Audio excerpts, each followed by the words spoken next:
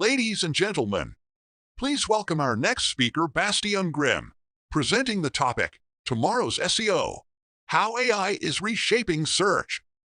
I think search, and specifically SEO, but not only, is changing quite significantly, or is going to change quite significantly. I think the main reason is that we're on the brink of the kind of most profound, technology change in human history. And I think AI is actually changing everything. Not necessarily today, not necessarily tomorrow, but quite certain, like in the month and years to come, right? And this is not only search. I think this is generally, our work life, our personal life, healthcare, a whole lot of other things as well. And this can naturally, I think this is kind of the human reaction to things that people don't understand, right?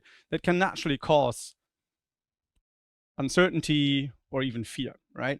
Question is, why now? And what happened? So what was the kind of peak moment that triggered that? And I think part of that is that, like, a lot of the developments in recent years, they kind of serve as, you could say, like a foundation, really, for all the innovations that we're currently seeing, and also the ones that are probably coming up, right? So, for example, there's much more data, right? So there's tons and tons and tons of stuff that has been, like, published over the last years or even decades that a lot of the large language models now rely on and kind of work with. There's massive progress in deep learning, right? So, like, the technology in itself changed, and we have a very different resource availability. So not only infrastructure, I mean, obviously that as well. So cloud is kind of the new norm, if you will. There's a lot of changes on the consumer technology side that makes it a lot easier and cheaper than it was maybe like 3 or 5 years ago to actually develop stuff, right? So a lot of things. And again, I think it's really, really important to understand that it will not only impact like AI development, but also our work. And I want to kind of go, because you said, well, yeah, he stands and said, well, work is going to change and jobs are disappearing and all of that nonsense. I'm not going to, like, go doomsday scenario situation, even though that's sometimes quite fun and a bit intriguing as well. But I want to make it a bit more tangible. And so I'm an SEO, right? Like, I started this whole SEO situation like over 20 years ago, and there's one topic that, I'm curious what you guys think. So, like, if you can give me a hand, so, like, who has in his career done or witnessed at least one website changeover, migration? Yeah, right. So there we go. Right. This is a thing that always comes up, like literally every other year, or, let's say the CEO changes or whatever. We need to do a relaunch, rebrand, new design, whatever. Yeah, we all have been there, right? And a part of that, from an SEO standpoint, often is like this whole debate and debacle around doing redirects, because that always goes wrong. It's very, especially if sites are pretty large, it's always, it's a lot of effort, it's pretty error prone. And I think the main reason is because we as SEOs, we haven't evolved. Like, we're still doing the same thing that we've done like 20 years ago. And that's just, so when I speak to people, like, so how do you do redirects? It's often say, yeah, great. So, like, we have this Excel spreadsheet, and in this Excel spreadsheet, we have some URLs, and then we have some more URLs on the other side, and we do kind of some mapping in the middle. So because the title or the URL looks kind of the same, let's do the redirect mapping there. And this is, I mean, yeah, you can do it that way. If you have to do it for like 1 million URLs, it's pretty painful, I can tell you that much, and it takes a lot of time, obviously. And then you have even like those where, like, okay, so there's a category that maybe doesn't exist, and then you kind of redirect it kind of more or less blindly to the parent category, or it's like, oh, I don't have a target, I just redirect to the homepage. We all have seen that, right? And obviously you lose a lot of value. And I think this is a great example as to where even today, like, AI can make, or machine learning, I think, probably correctly speaking, we should say, can change things. So, like, if you think about it, it's actually fairly easy if you do it right. So there's a couple of ingredients that you probably need for this. So one thing is what you would need to do for your old site, over the current site. You would need to go and extract like content from that site. Then you would create what's called embeddings, which you would store in what's called a vector database. And then you can do a semantic search on top of this vector database. And I was telling this to my SEO team, and they were like, what the hell are you on about? So it sounds, in theory, it sounds relatively straightforward. I think it becomes actually quite easy when you understand what's happening behind the scenes. And I thought I'd take the opportunity and spend like 5 minutes on, like, giving a really hands-on approach to this, because I think it can save you a lot of time and a lot of money at least for any of the future migrations, because I think you're all in for at least one in your career. So If we start in the beginning, so what are word embeddings, right? I mean, essentially they are numerical vectors, and they're representing words, and then you can basically do calculations with it. And this also works for relationships. This works for synonyms, and I think the probably most well-known like example I could give is like if you do something like king minus man plus woman, that would equal queen. So this is the calculations that you can do if you would use embeddings or word embeddings, either way. And then, as I said, so a vector database is essentially a database, as the name says, where you can store this specific type of information, right? And they are fairly good at doing two things. One is they are extremely fast, and they scale. So what you can do is, if you search on this, they actually, the job they're really good at is like finding similar items. So simply speaking, you can find essentially any match between anything and anything, so that anything can, I mean, in our case, obviously text and text, but it could also be an image, a text, etc. So if you put this all together, I think then it hopefully starts to become making a bit more sense. As I said, we start out by extracting content. So we would take our current site and we would go and say, well, we need a title, we need all the H1, H2, whatever, so the headline text, we would need the URL, and we would need the content in itself. And then we combine this, you could think, into like one big text string, if you really will. And you take this text string and essentially use any vector database. There's a bunch of them. Some are free, some cost some money. Like Pinecone is probably quite well known. There's VV8. What doesn't really matter. They all do somewhat the same thing, right?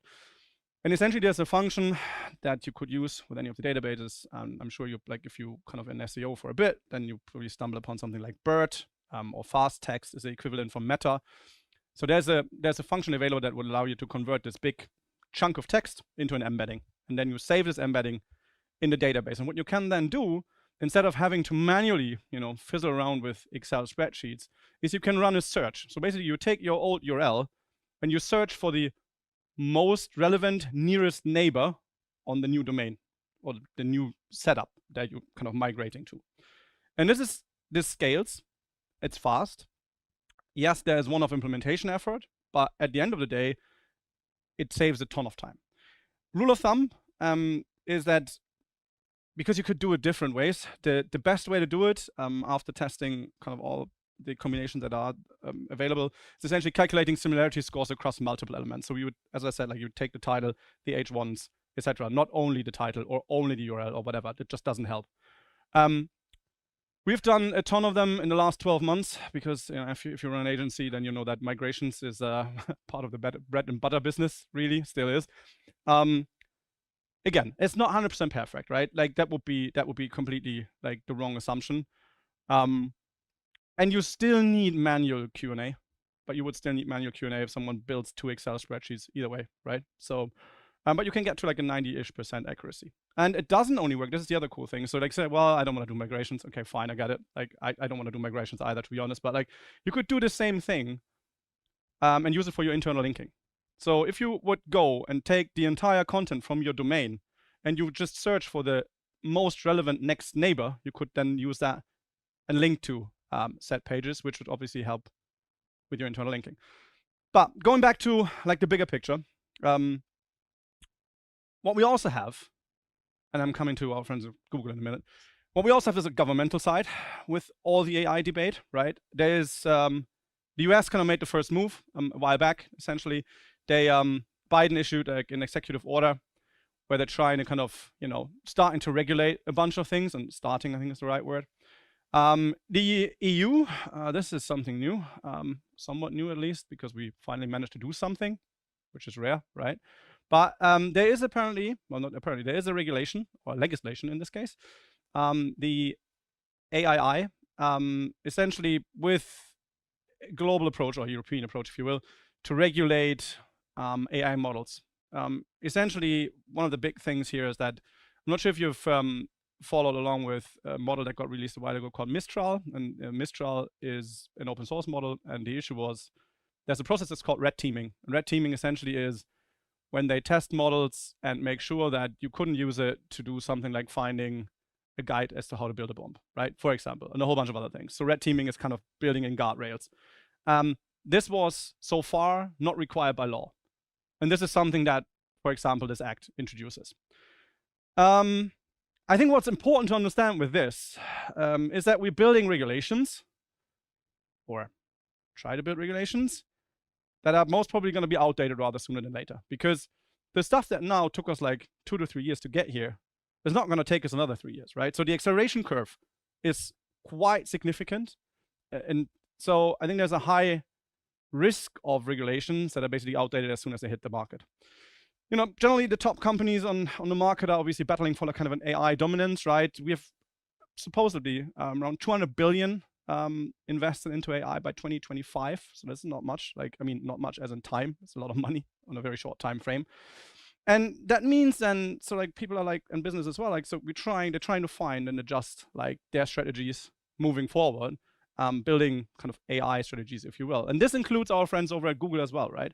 So they're also having an interesting time, right? In fact, even back in 2016, when kind of newly appointed CEO at the time said, well, you know, and I was at their I/O conference, and well, we're kind of shifting from, I'm sure you're familiar with this, like mobile first, yeah. We're going to be shifting from a mobile first into an AI first world, or Google is becoming an AI first company. I mean, this is already 8 years ago, right? And somehow, I'm not sure it's maybe just me, but like somehow it really feels like they kind of slept on it in a way and really got kind of caught pants down when our friends over at OpenAI did this move together with Microsoft. Ah, by the way, there's ChatGPT. Here you go, right? So, and well, Google shareholders weren't really happy. I think this is to be expected when you kind of got like hit as they got. So there was Bard, right? And Bard didn't really work out all too well. At least when they put it on the market, it felt like a very, very like, how to phrase this friendly, but unfinished product. Let's put it that way. Rushed out product, maybe. And I think the other thing, and I'm curious, so maybe we're going to do this show of hands situation again. It's like, who of you has already played with the Google SGE, with this search generative experience? Okay, that's like maybe 10%. So it's kind of expected. So I'm going to walk you through it because I think it's quite important to understand what potentially is coming. As in, like, we have this currently only in what's called Google Labs, which means you need to kind of sign up for it. And it also, like, it's a bit of a funny story, but like, there are markets like, including Germany and others, that don't have access to SGE. You can only access it through a VPN and a respective IP address, right? But anyway, so this is how it looks like. You have this big kind of box, if you will, sitting on top of or above the old-fashioned search results, if you will.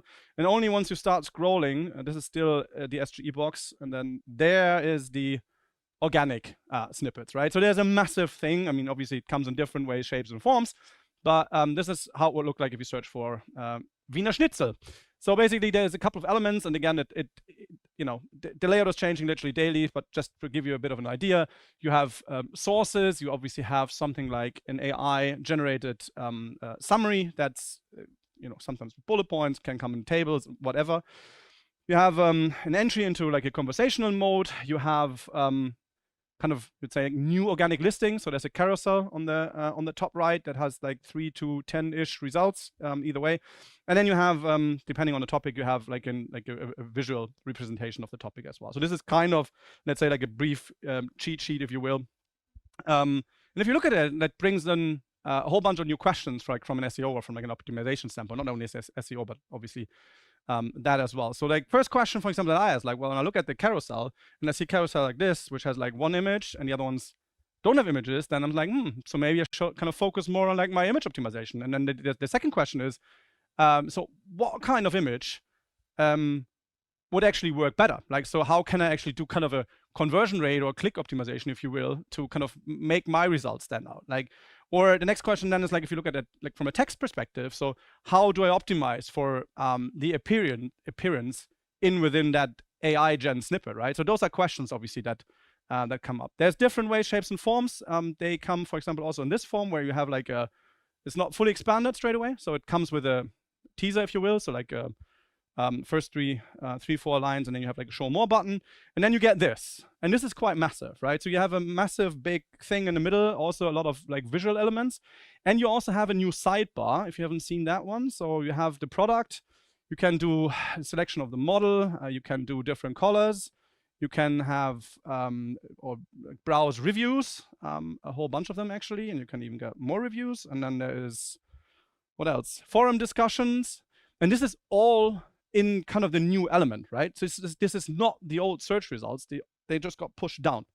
So there's a whole lot of interaction in this massive big box, if you will, that obviously depends on if it's like a more kind of e-commerce topic or more like an informational topic. There's different elements in there, but you get the idea. There's comparisons, so product comparisons. There is embeddings, which is also interesting. So if you look at those, like I'm an SEO, and like, okay, so there's an embedding and it links out, and it doesn't necessarily link to Wikipedia, but it links to the source. So how do I become a source, right? I want to be the source. I want to get the traffic. So there's a whole bunch of questions, and I don't have answers. I'm just saying there's a whole lot of questions, maybe some answers, but that I think this kind of new integration brings, right? There's one of the issues with large language models, if you're a bit familiar with how they work, is that essentially they do respond with, let's say, the common middle ground, if that makes any sense. So what happens is if you have topics that require different views, or Google calls that perspectives in this case, and I think this is also some of the content efforts that you guys probably should consider for the future. There is some content that probably is not going to pop up anymore. So left and right, different perspectives could actually help. And then it looks like a whole new search result page, basically, or even manually curated, but it's not. So it brings in different viewpoints. The LLM, in this case, now Gemini, is picking that. And I think this is also an opportunity for us to kind of, well, potentially find other ways of inclusion. There is ad integrations as well. So like there's going to be a lot of changes for SEO, but there's obviously also a lot of changes for our friends in paid search. I think so. The interesting part with that is this is on and off. Google is testing a lot on, like, you know, what type of ads. Text ads, there's a visual ads, this is like carousel ads. There's a whole bunch of different ones, and they're sometimes there for a couple of days and then they're gone again. So I don't think they have fully like found out or like decided as to how that looks like. It might also be that it's pure speculation, that it potentially has a legal side of that as well, because I mean, you're all familiar with some of the lawsuits that are currently going in the States because of the sources that are included in large language models. So if you're starting to kind of advertise on that and make money out of it, question is that even legal? Who knows? There's another topic that's hugely problematic, I think, which is not specific to Google, but just as an example. So I searched for, so Sendinblue is like an email company. I was like, what are the disadvantages of Sendinblue? And then the first snippet tells me like there's not a mobile app. And then the second one is like, okay, so, you know, there is a mobile app. And I'm like, okay, this was very helpful. Not. This might be even funny, and you're chuckling, fair enough. But like, there's other stuff. I'm not sure about you. I'm not really into mushroom foraging, but apparently people are. It's a huge topic on Amazon. I checked. But there's a lot of books that are on Amazon that are not human written, but they are out of ChatGPT. So imagine the outcome if a mushroom is accidentally classified as toxic or not. Yeah, exactly. So hallucinations are a problem, and they are because we're essentially misusing large language models for something that are not made for, right? The way an LLM works is that they're basically predicting. So what they're doing is they obviously are all based on different training data or different training data sets. So that means they have seen something or, you know, multiple things, and then they make a prediction. If we use it to create content, which they're not really meant for, but if we do that, then all that happens is that there's a prediction. And if the data source isn't correct, or, you know, there is no information, then it does a prediction that potentially just goes wrong. So it's an inherent mismatch of the technology, if you will. So, but going back to Google, and SGE, so looking at this massive, big, whatever thing, I'm like, so what does that mean for my clients? And, you know, what impact is it going to have? Because, I mean, that's, you know, when I go to my boss and I say, well, you know, that's a thing coming, that's the first question I say, what does that mean for our business, right?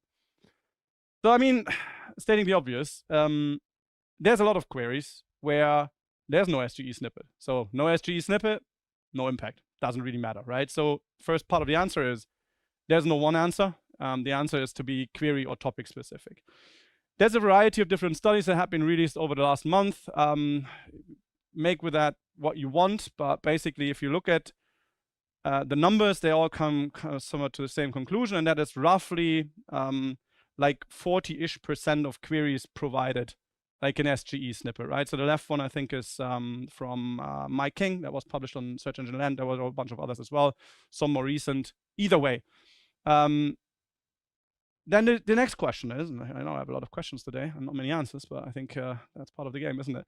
So what happens with this, right? So there are some snippets that are not, there's neither the preview nor nothing, but there's a generate button. So are people clicking on that thing? Yes, no, maybe, no one knows, right? And then the next question is, so like, how is Google even kind of to organize the rollout, right? I said like it's kind of behind closed doors, if you will, search like the Google Apps situation, so it's not publicly available. Are they going to do it for all traffic? Just for some verticals? Maybe, maybe not. We don't know, right? Like, no clue. And the even bigger question is, will we even be seeing this whole thing in Europe? Because there's a whole bunch of data regulation, protection, all that nonsense. I mean, there's massive regions like South Africa, Kenya, and others that have it already. Europe doesn't exist. So, like, again, we don't know. So it's very hard to say like 40%, 50%, 10%. Like, there's way too many variables and way too much speculation to really seriously be able to answer that. Just not happening. Another thing that drives me nuts, and I don't understand why people don't understand it, but I think it's worth pointing it out anyways. There's a whole debacle and debate around like, yeah, but like this SGE snippet, you know, is not right for everything. No, it's not. That's correct. Like chat search, for some occasions, is just super annoying. It's freaking slow, and you just, you know, sometimes you don't want to interact with that thing. So. And Google said that themselves. So that thing is undergoing constant change, and you would witness that if you kind of really look at it on a day-to-day basis. And we're kind of doing this like monitoring on a day-to-day basis, and you see like literally that changes every day. And again, they themselves say like it's only sometimes that Gen AI is an answer. Like sometimes you just want like good old-fashioned search, right? So yeah. But either way, and I think this is like me just being bold on this, I think SG is here to stay. Not necessarily in this way, shape, or form, but certainly kind of AI curated results is something that I think we'll be seeing also in the future. So potential impact on keyword level. If you go back for a couple of years, there was something, I mean, back when I started, and that was even pre-Google, but like when we started in the early days of Google, there were like really 10 boring links, you know, like 10 blue links kind of a situation. And then at some point, they introduced what's called featured snippets, right? So the box that we all like now know for a couple of years. And there were some tools that started tracking that back when. So when they introduced featured snippets, the loss of the first result, first old like classic SEO organic result, was like around 30%. So that could be an indicator. Not necessarily is, but could be. So I think it's going to be really, really hard times for non-original content, because especially on the informational side. Like stuff that Google has seen like 10, 100, 500 times. Like, I don't know, 5 travel tips to Lithuania. They don't need you to do the next 5 blog posts on that nonsense. No, they don't. Like, they have that already, right? So I think like commodity content is really, really doomed to fail. So if you do not find a different angle, something original, something that's not part of what's already commonly known, you're going to have a very hard time in the future. There's also SGE while browsing. Anyone familiar with that? Hands? SGE while browsing? No? Okay. So there's no hand. Very good. Bonus points. So SGE while browsing is another kind of AI component they're introducing. Essentially, it looks like this. So you have a website, and then you have a new button in your Chrome browser if you were opted in for the entire thing. Again, it's behind labs, so it's not publicly yet. You press the button, and you get a, if this thing works, let's see. Why does it not work? That's boring. Okay, one more try. Huh. Oh, there we go. There we go, there we go. You get a sidebar. And then you have 2 like key functionalities in the sidebar.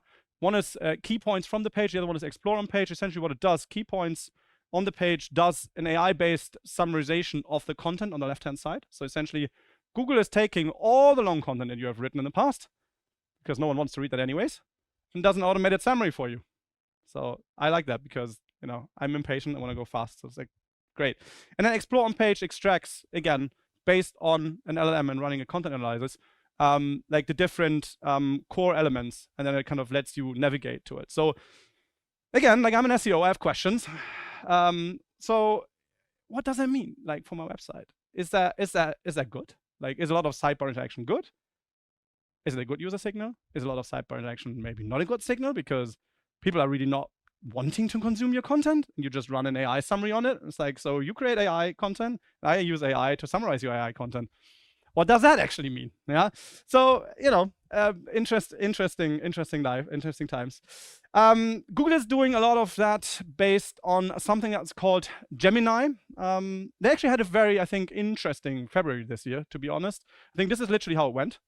So they announced Gemini Pro, like all the hopes on this thing. And then literally 2 hours later, and the same day, our friends over at OpenAI were like, yeah, by the way, there's Sora. And if you have missed this, I'm not sure if you've seen it, but Sora is really interesting. So this is Sora. I mean, not the guy there, but this is built on Sora. It's essentially Gen AI for video. And yes, there has been some stuff in the last 12 months, but I think this is really mind-blowing. And yeah, again, the small guys hitting the big guys. That's it's quite interesting. But you know, going back to Google, as I mentioned earlier, so they did rebrand Bard to, so everything is now Gemini. They added a whole bunch of like integrations with flights and whatnot. But essentially, Gemini is much more than that. It's essentially a family of like multi-model AI that is out of the Google DeepMind kind of subsidiary, and has a strong focus also on third-party integrations. I'm going to talk about that in a minute. Brings in first memory capabilities, because if they really want to understand what people want to do, they need to understand search history, searchers' profiles, and a strong emphasis on like reinforcement learning because of like trying to reduce hallucinations. They also, I'm not sure if you followed this, but like they also did a deal with Hugging Face or Hugging Face with Google, either way. On the top of it or on the back of it, they released what's called Gemma. So if you've been building stuff with Google Vertex, which is like kind of the AI platform, might make sense to reconsider. Gemma is much cheaper also to run it, so that maybe is an interesting side note. But going back to this third-party stuff, I think SG is actually going to change not only like visually, but also from the content perspective. There's a theory, but if you understand how large language models work, especially the general models, they are trying to do everything, but they're not really good at everything. And then there are models, they're much smaller, but they have been trained on very, very specific data sets to only do 1, 3, or 5 different things, and they do that really, really well. So one thing, what I believe they might be doing is that they're essentially not using one large language model as they've done historically, but rather introduce something like a confidence score. And if you look at it from an SEO standpoint, there's industries like Your Money, Your Life, where information really needs to be accurate, that they might then use a submodel, because they have a ton of them, right? So MedPalm for like pharmaceutical content, etc., and just get better results out of that. So that could be one thing. But I think essentially SG really is not, it's nothing more than just the kind of evolution in Google's constant endeavor to answer questions directly, right? They want the ownership of the complete search journey, right? This is what they really, really want. And I mean, this is not new. We talked about this. 216, 220, there were already like first integrations where you could get answers without actually having to leave the search results, right? But I think the big change here is that Google essentially changed a bit of the deal, if you ask me. Because historically it was always like, okay, you give us content and we give you traffic. This is kind of how, where Google was basically built on. And this has changed. And I think this is the big kind of concern. Also the big question, like how can we continue to invest into content if we're getting less and less, right? As a very interesting, I'm not sure if you're familiar with a technology called MetNet, or MetNet 3 in this case.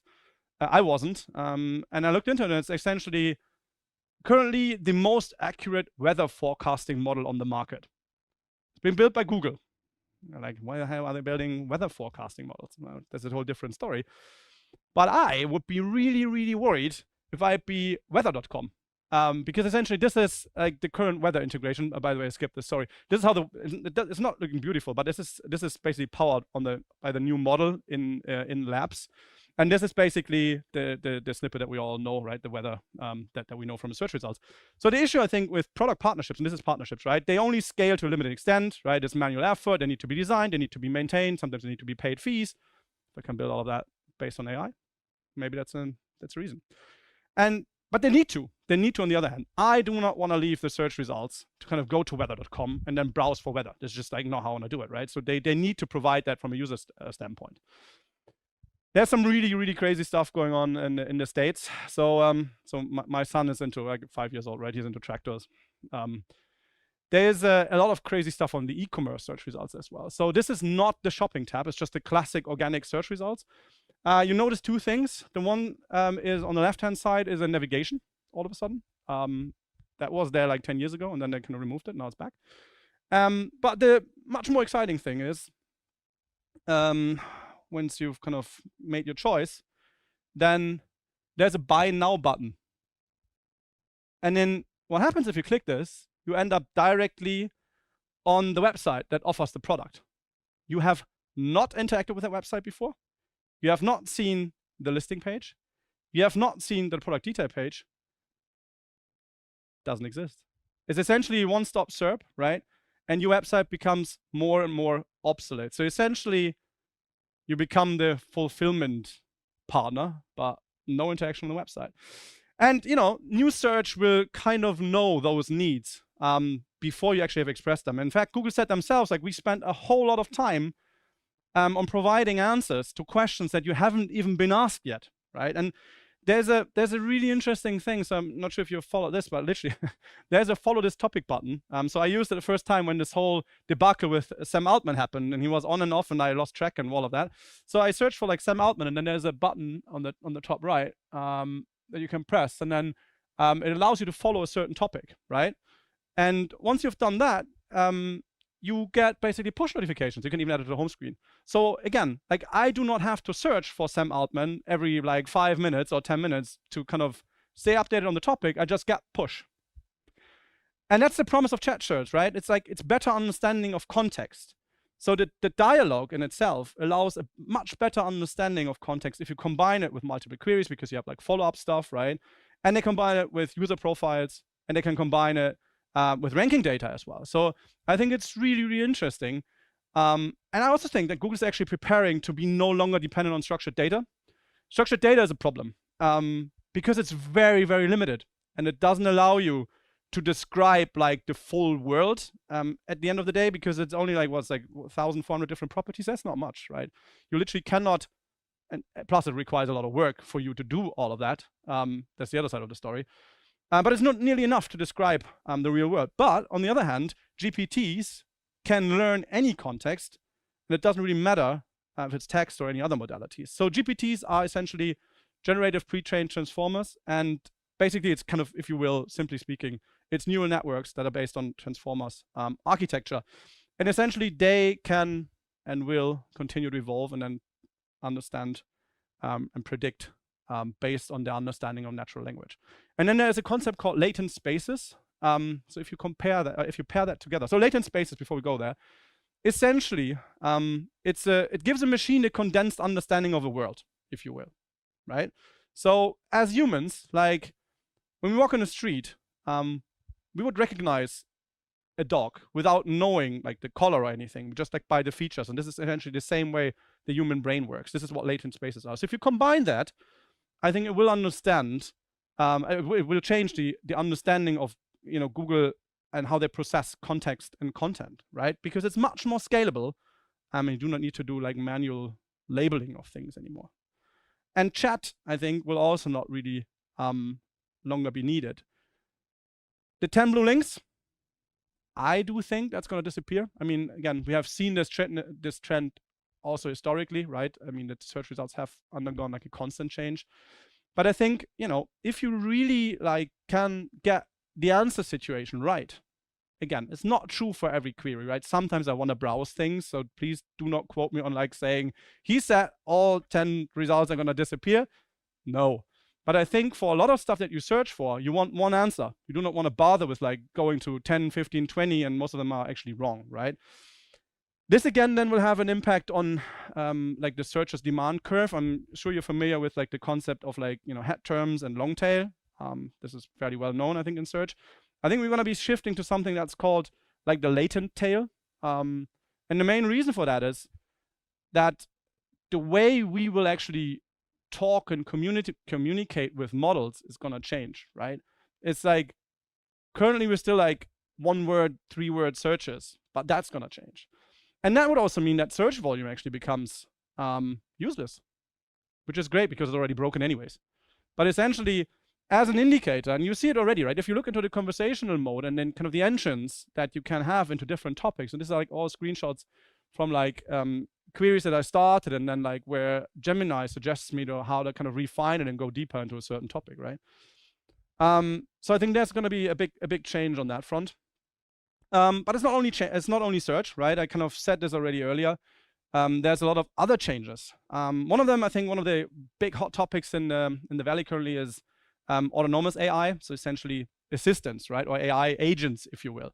And I think and we're gonna go there in a minute. Like if we put this together with SEO, I think this is really exciting. But like, so essentially AI agents.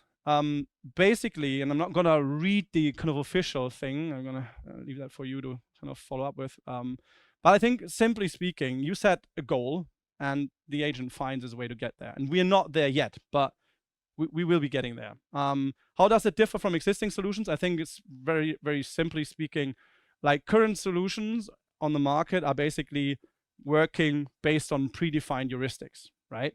Versus like autonomous ones, they have one big difference. They actually adapt and then they learn. So they kind of can change and will continue to develop based on environmental changes as well. Biggest challenge is really like for them to kind of learn human behavior or common sense, if we say. If you want to try something, and there's a bunch of different ones out there, one that I really like, because it's running in the browser, you don't have to do like crazy stuff on your machine. But Agent GPT is an idea of how this could look like, right? You can give that thing a task. It's like, well, I don't know, like create a new workout plan for me or something. And it runs in your browser. It is utilizing different LLM APIs on the back of it. It's just, for you to get a feeling of what's potentially to come. I think it's actually quite cool. So I think from our working perspective, time, 37 minutes, perfect. So the kind of demand, I think, is going to shift. And your skill set, I guess, has to change or could change as well. Because I think there will be more demand for like really innovative thinking. Not so much for the doing side moving forward. There's like a lot of monkey work that SEOs do actually. Keyword research. Mm-hmm. You're laughing. You're not gonna laugh. Don't tell me you like keyword research. No one likes keyword research. There you go. On a serious note, I think like the situation right now is obviously that we have, especially in marketing, we have a huge exposure to AI right now already anyways, right? And but there's a very interesting survey that McKinsey did like a couple of months ago, where they surveyed a lot of enterprise organizations, and the outcome I think was quite interesting. They said nearly 4 in 10 expect more than 20% of the company's workforce that needs to be reskilled. That's quite a lot, and the trend is clearly rising. So there was a breakdown by like kind of task and area, and I think this looks fairly familiar, right? Data analytics, content, market research, text, and that's the stuff that we do day to day, right? So yeah, I think from a Gen AI standpoint, we will have an interesting time, and I really think that agents will actually change our jobs. Like you can actually, and I think this would be great. You can actually delegate like repetitive stuff that you don't want to do anyways to like an agent. You can actually focus on testing, on strategy, on the stuff that actually is enjoyable, and not like keyword research. Sorry, picked on this today. But I think it only is going to work, and I think we have a couple of years, I suppose, when they're really starting to know us, right? Because even with like an agent GPT, like when are agents actually helping? They are actually then helpful when they really have all the information at hand. So they would need your emails, they would need your calendar, they would need a whole bunch of other things, so they actually really understand what you would want them to do. Because otherwise, you still need to do like crazy amounts of like prompting or input.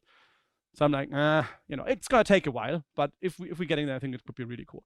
And I think it's like significantly have an impact on labor costs and, like as I said, repetitive tasks. So We got the 5-minute sign. There we go. 122 slides. We're good on time. To finish this off, and this is the most exciting part. It's not so much about SEO, just like some stuff in the future, and you could spend a day on this, but anyways. There's some really cool stuff on that front as well, right? So I think one thing is, so just recently there was a breakthrough that I found quite fascinating, where they used AI to diagnose type 2 diabetes. And the way it works is essentially they just used voice samples. And the cool part of that is, like, how does it work? So essentially, TLDR is they had a whole bunch of patients where they had, like, with classic diagnosis, like, found out that they had said diabetes 2.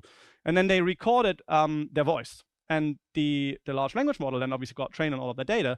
And basically what happened is there is apparently a slight change in pitch and intensity, which the human ear can't understand, but the machine would. So they built like a pattern on that. Like with a 90-ish% accuracy, they could say that person has diabetes 2. If you compare that to the regular treatment, I think this is absolutely mind-blowing. And there's a whole bunch of really cool things coming. I mean, Google, I kind of put on them today. I'm not going to apologize, but anyways, I think they also do some good stuff. Let's put it that way. AlphaFold is one of them. It's like trying to really understand biology better. And I think, healthcare systems are broken literally everywhere. I think one of the really cool things I'm very excited about is the fact that I think it's going to help with general diagnosis and just like figuring out, like for professionals, like where should they start and what type of treatments are actually the ones that make sense. In fact, I'm not sure if you've seen this one, but this is like really cool. So there's a person, well, it looks a bit weird, but you get the story. So there's a robot cooking, but the robot doesn't know what it's doing. The way it works is that person is connected with like an EEG, so like an interface that we all know if you have like had measured your like brain activity once. Then this is like a technology that's already on the market. So that person was only thinking about how to cook, and the robot actually was doing the cooking. And that's not future, that's already there, right? There's a whole bunch of other things beyond pharma. So I think another really, really cool thing is called Aya. Aya is essentially trying to help with in markets or language regions that do not have access to proper education. Because a lot of the models right now, a lot of the other models right now, they're only good in certain languages. Aya actually aims to scale that to over 100 different languages to making like information much more accessible. So I think it's really cool. There's a ton of like improvements on, and we're not going to go there, but like on the LLM side. There's also downsides to it. For example, this one, I'm not sure if you've seen this, but essentially there are also LLM agents that can autonomously hack websites. So that's the other side of the story. Where there's good, there's bad. And we're not going to even talk about, and you might have seen this, but like there's a whole lot of, I think, issues to be dealt with in terms of like larger scale misinformation. And I'm really, really frightened about like the elections that come up. So like there's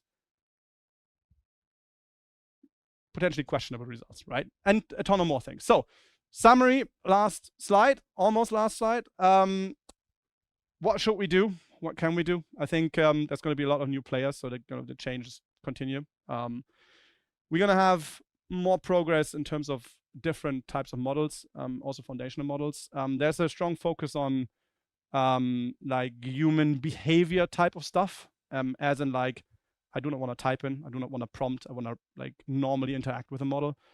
There's going to be it's going to be much more on the kind of impact that we'll be seeing in our jobs, I think. And lastly, yeah, as I said, I'm very, very sure that we're going to be seeing at least one large like kind of misinformation campaign where it's kind of becoming very clear that that's actually happening, based on large language models being used. There's going to be more speed. I think this is very clear already with Google and rolling out all the updates. I think it's going to be a huge focus on YouTube as well.